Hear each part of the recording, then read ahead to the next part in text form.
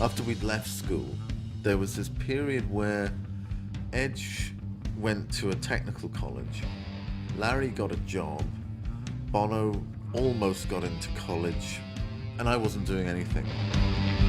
The reason why many documentaries are boring is that the filmmakers have decided what the film is about before they start. And when you do that, you lose the process of discovery. If you think you know before you go in what it's about, then you're not discovering anything. So for me, it's a process of discovery, and it's a journey. And so hearing from them and doing these interviews and discovering it in the editing room is wonderful. And there's many times where I'm like, oh, the story just landed in my lap, and it came from the sky down. Larry, We hated photo make shoots. sure you get some sun on your face. And if you come all a bit forward. We started to be those kind of earnest, po-faced men. Now I know why we always look so grim in our photographs. We just felt so bored. Sorry, Anton. Yeah, well, What was that? you're bored. No. Well, so the film started with me interviewing them.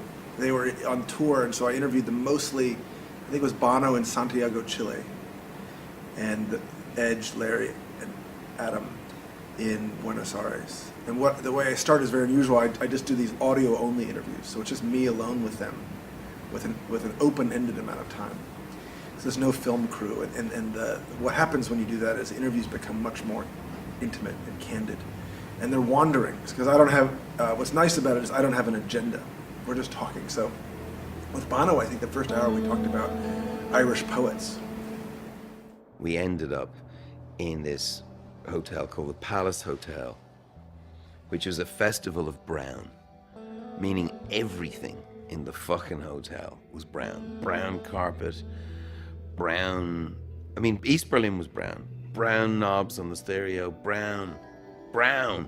We did these audio-only interviews in South America, in Buenos Aires and Santiago, and we talked about Berlin and the impasse. And it became very clear that the breakthrough was the writing of one. They were writing one song. In trying to figure that one song out, Edge brought in an idea. It was the bridge section, this one little technical piece. And they went back and it wasn't working, but they said, what if we take that and make it another song? And that became the breakthrough for one. And they all talked about it. They all talked about how terrible it was before, but then this breakthrough moment happened. They all had chills and goosebumps. And I said, wouldn't it be fantastic if we could find the sessions? Out of a miracle, there was a tape that was recording everything that was happening then. So you can hear them.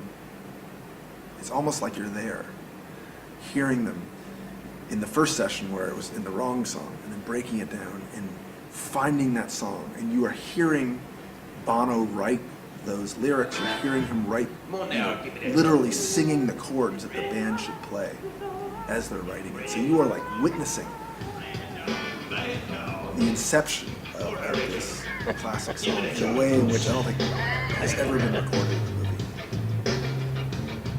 Right.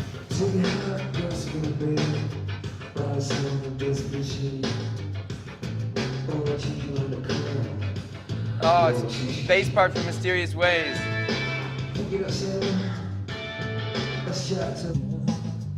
It's like trying on a new leather jacket. You're just like, oh, maybe this can work. Like, okay, make a few adjustments. Yeah, it's sort of, is it me? Yeah, it's kind of me. Went in, we found that this pristine 16 millimeter, it was uncut. So it was as if it came right out of the camera.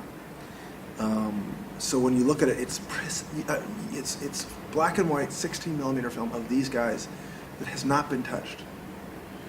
And there are many scenes in this movie from that period, and it's like a memory perfectly preserved. So when we were in Berlin, and we were trying to figure out what to do with Larry, because he didn't want to do a traditional sit-down interview, I showed him this footage that I'd found of him being stopped by looked like East German police officers. The Trabant had broken down and he was berating him in German, and it's a pretty funny scene. And I showed it to Larry and he goes, "Oh, I know what we'll do. We'll get in the Trabant." So he drove us around in this Trabant, and he knew these are sort of archaic machines. You know, it's like more like driving a 50-year-old go-kart or a tractor with this very elaborate. And he took us up this very steep garage very elegantly in this inelegant machine, and showed us the wall and Checkpoint Charlie, and it was very vivid and very funny. And then to cut to that footage where he's being stopped and just smiling as the police officer is wagging his finger at him. It's a really funny moment.